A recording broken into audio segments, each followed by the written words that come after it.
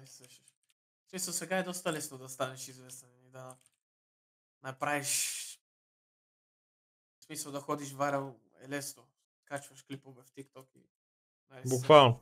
Ама е трудно да построиш готина фенбаза, брат, да имаш хора, които са пичове, така както се Адекватни. събираме ние, да, където са адекватни. Иначе като търсиш да станеш някакъв бързо известен и такова, всеки тъпанари ще идат на стримовете. Това не е важно да станеш известен. Важно е с какво ще станеш известен.